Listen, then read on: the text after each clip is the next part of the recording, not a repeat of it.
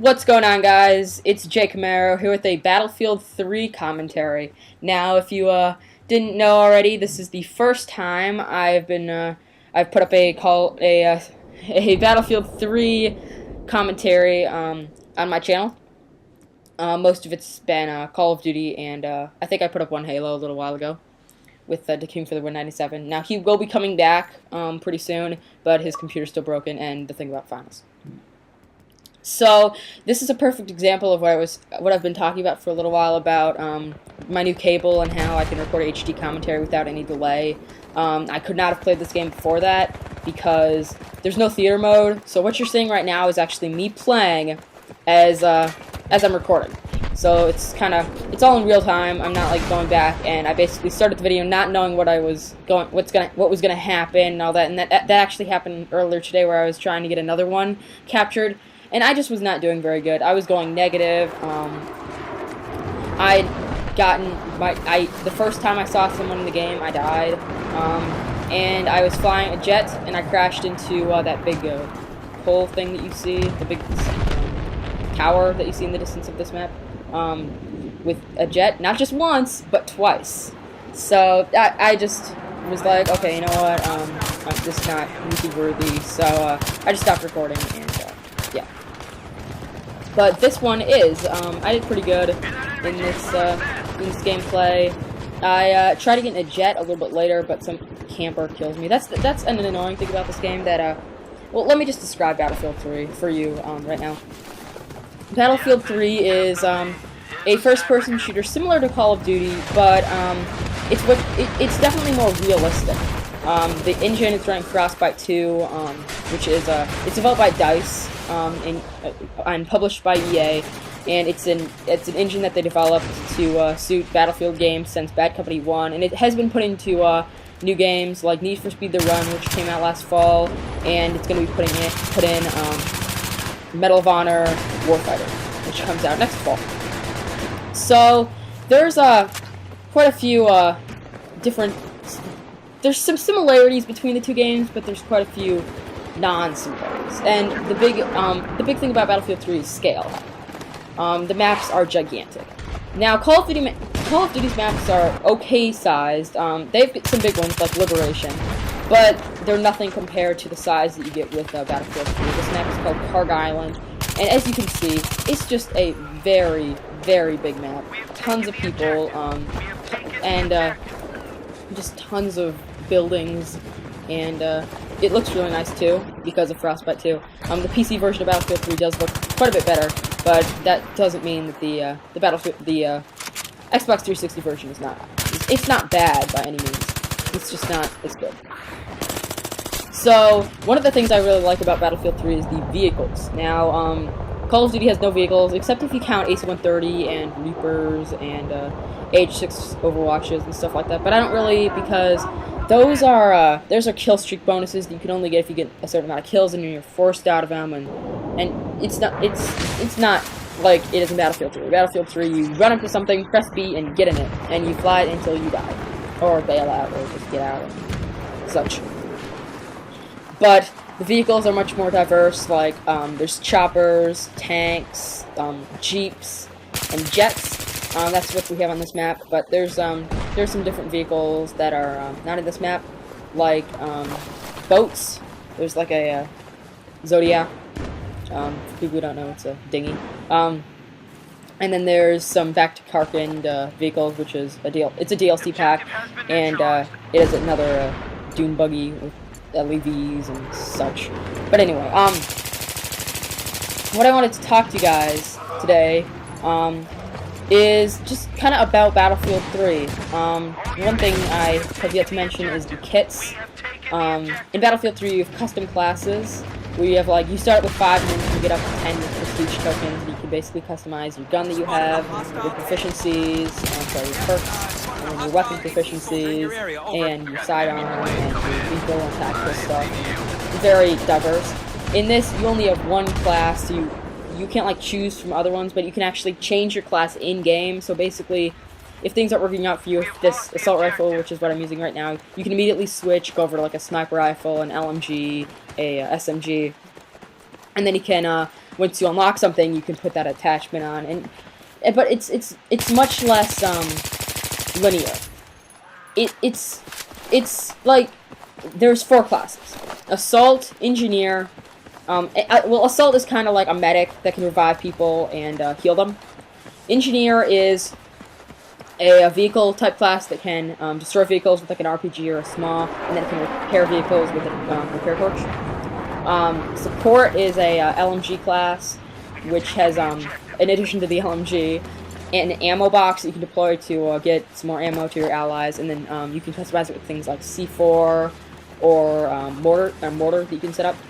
And then we have Recon, which is a sniper class, and you can get like spawn beacons that the entire squad can spawn on, and you can get like SOFLAMs, which are little things that lock onto vehicles, and the flares that they deploy don't count anymore. So they deploy flares, and it's like they never did, and the missile hits them, and if you're using a javelin, they die immediately.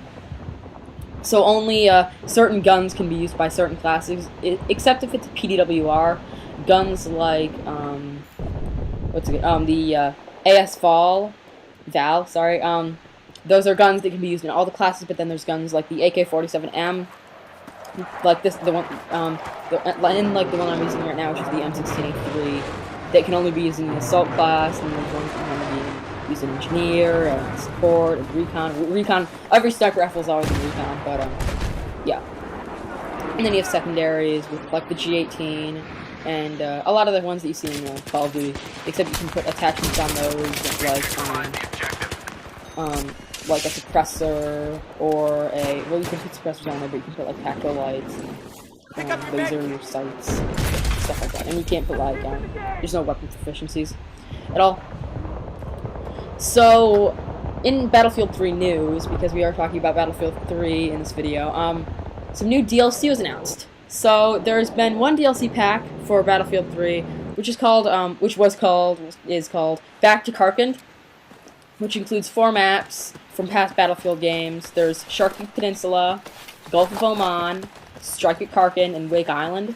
And all those maps are maps that were in Battlefield 2. They're all in Battlefield 2, but then others were like in different Battlefield games. Like Wake Island was in Battlefield 1942 and 43.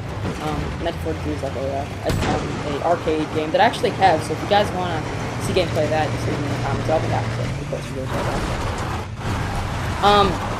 So they also included some weapons. The Tenyu weapons, which include the PP-90. I don't think it's the exact same gun like in Call of Duty, but it's similar to it. The FAMAS and the L96, which is a sniper rifle, which you actually unlock using like assignments. Very different from how you unlock guns in this game and how you unlock guns in Call of Duty.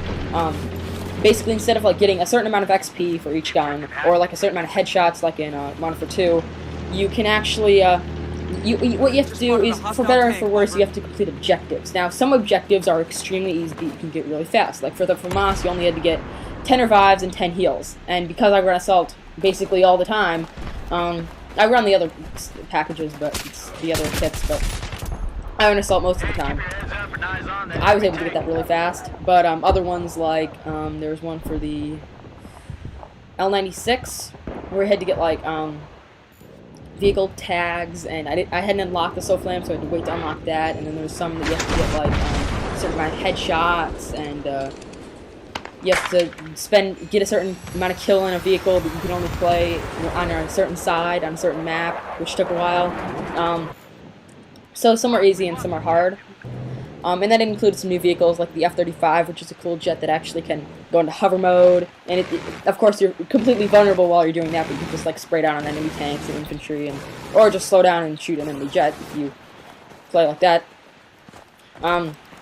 And I think they included another LAV, which I forget the name of it. It's like Russian, and it's the one that you had to get a certain amount of kills in. You have to be on the Russian side on Gulf of Oman, and there's only one of them, and you have to get 5 kills with it. And it's actually either 5 kills or 10 kills, I can't remember. But it's actually really hard, because it seems like every time it appears, everybody's always going for it, because they all want that assignment, so it just took a while. That was probably the one that was the last one that I completed. I do of all 10 of them, because I play Battlefield 3 a lot. So, that came out in December, and for the most part, we haven't really seen any new DLC. We've seen like Spectat, which is the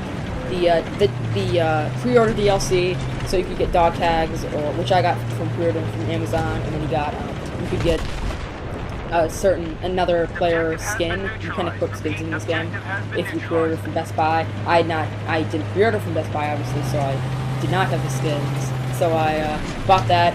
I've used it a little bit. I used Spec Ops camo because it's black, and it's actually really cool. It's not like a design. It's just your entire body is black camo, and you unlock it like the highest rank of the game. So it really shows that I'm a pretty high rank in this game. So it shows that I've worked hard and unlocked that. So for the most part, since then we hadn't heard about any announcements until today. Well, the media was surrounded about the whole new iPad event. DICE introduced some DLC. Now, not like fully, like, oh, it's coming out now and here's some pictures of it, but they announced it. So here's what you're gonna get. I have my phone, so I don't mess up and give you guys false information.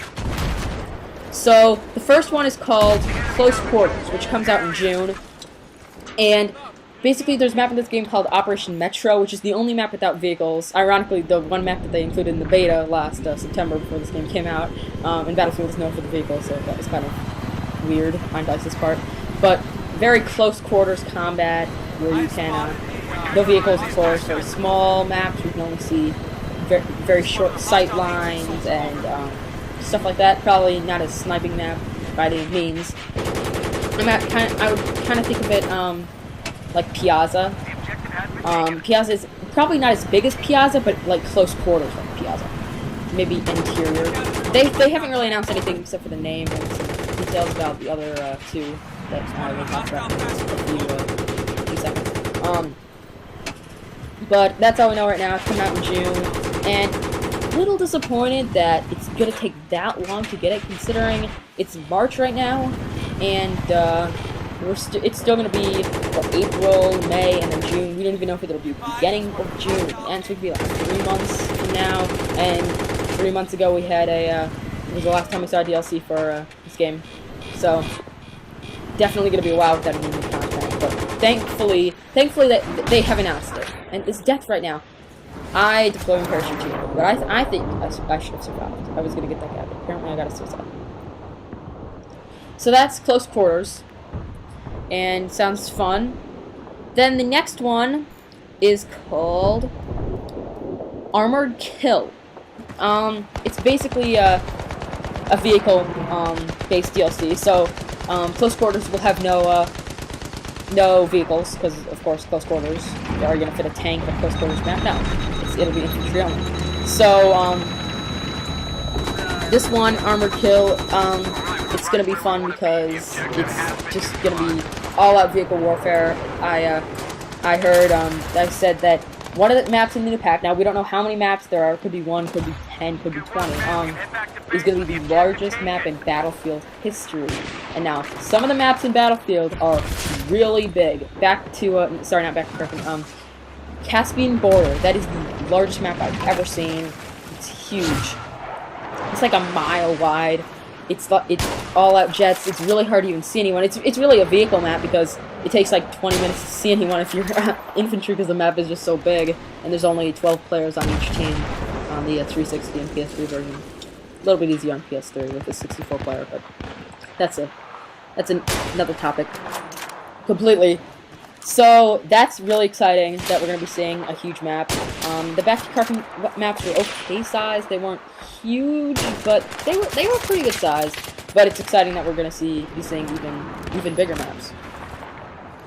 So the last one, oh sorry, that one's going to be coming out in the fall, this coming fall, so fall of 2012. And so I'll be interested to see. I hope that it comes out before Medal of Honor Warfighter, because that's another game that's being developed by EA, not being developed by DICE, but by Danger Close. And hope that comes out before, because I'm going to be playing that game a lot, and I really want to get some Battlefield in. But I want to get that up too. Speaking of getting time in, I've decided to not do initial thoughts for MOB 2K12, which I unboxed yesterday, only because sports games are okay. I really bought that game just to play with my dad, and we don't play sports games that much. We just bought it to kind of play together and spend some quality time. So I don't really play it that much. I'm not very good, and it's kind of boring when it's just me. So I've decided to not do that. Keep in mind, initial thoughts I'm still going to be doing them just on more interesting games. Probably not on sports games. Sports games are probably, because those are yearly releases, I'm probably not going to be doing those. But on every other game, for the most part, I'm going to be doing initial thoughts. And every other game that I buy, obviously. So, Medal of Honor Warfighter being developed by Danger Close and EA. And I just hope that it comes out before then. So, the next pack is called Endgame. Now, if that shows anything to me, now, this may not be what it's supposed to mean, but it seems like that's going to be the last DLC for Battlefield 3, the end of the game, the end of DLC support for it, because now it looks like Frostbite 2 is really maturing with the new Frostbite 2 engine. They're definitely going to be incorporating it into better games, i.e. Medal of Honor Warfighter and Need for Speed Run. Those are not Battlefield games, but they're putting Frostbite 2 in them. So Endgame comes out this winter. Really, nothing has been talked about. We don't know anything about this pack. This is the pack that we know the least about. We basically know it's coming out this winter, and we know it's going to be called Endgame. We don't know if it's going to be a vehicle-focused map, an infantry-focused map, how many maps, how much money it's going to cost. We know that assignments are going to be back, which is what I talked about earlier with the back to Tarkin missions.